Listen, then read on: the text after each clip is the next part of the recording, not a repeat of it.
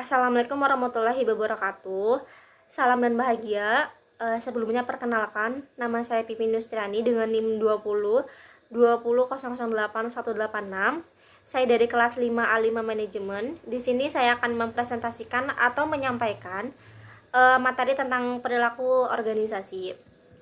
Sebelumnya bisa kita ketahui apa sih pentingnya kita belajar ilmu perilaku organisasi, yaitu yang pertama ada practical application, di mana ilmu ini bermanfaat dalam pengembangan gaya kepemimpinan, ada juga dalam pemahaman interpersonal dan dalam pengambilan keputusan. Yang kedua itu ada personal growth, di mana kita bisa memberikan pengetahuan, wawasan diri yang lebih luas. Yang ketiga itu ada increased knowledge, yaitu dapat menggabungkan pengetahuan tentang manusia dalam pekerjaan. Di sini bisa kita ketahui apa yang dimaksud dari organisasi.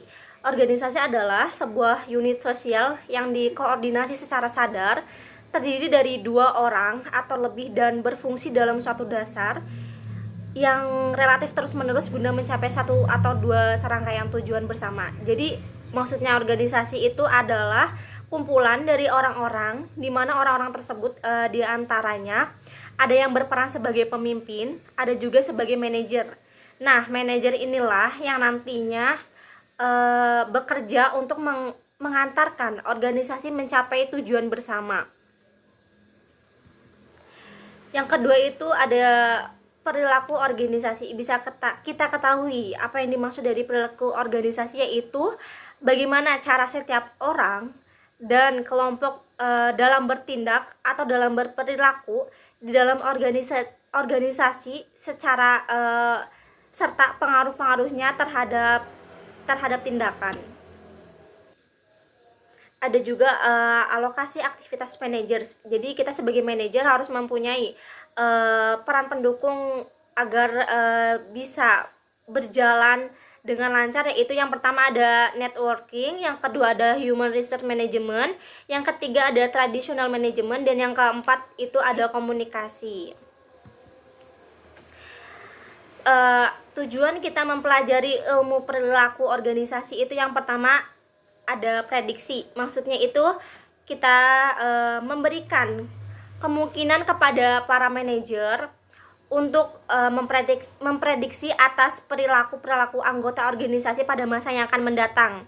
Yang kedua itu ada eksplanasi. Maksudnya itu yaitu penjelasan terhadap berbagai peristiwa yang terjadi dalam organisasi. Yang ketiga ada tujuan dari pembelajaran ilmu perilaku organisasi itu ada tentang pengendalian.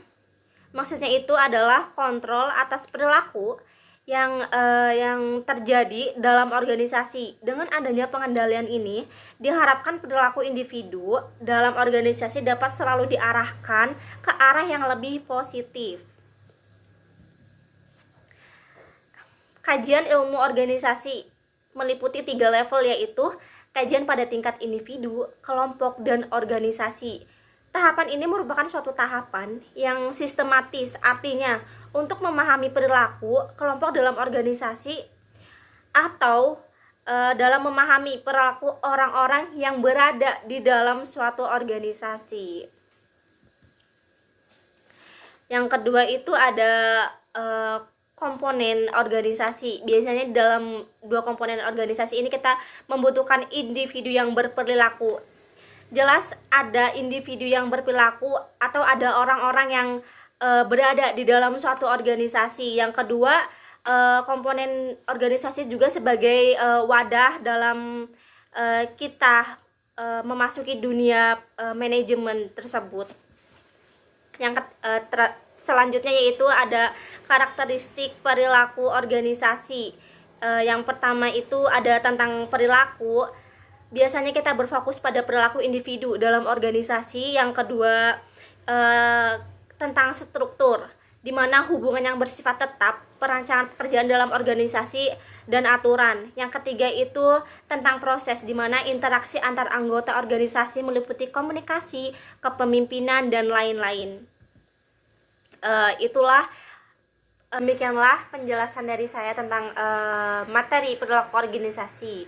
Jadi bisa kita simpulkan bahwa perilaku organisasi adalah suatu bidang studi yang di dalamnya mempelajari tentang bagaimana seseorang ataupun individu bisa bergerak dan berperilaku sesuai dengan organisasi. Pemahaman tentang perilaku organisasi ini sangat penting untuk setiap mereka yang terlibat di dalam manajemen perusahaan, sehingga perusahaan bisa bergerak secara lebih efektif dan efisien. Kesuksesan perusahaan.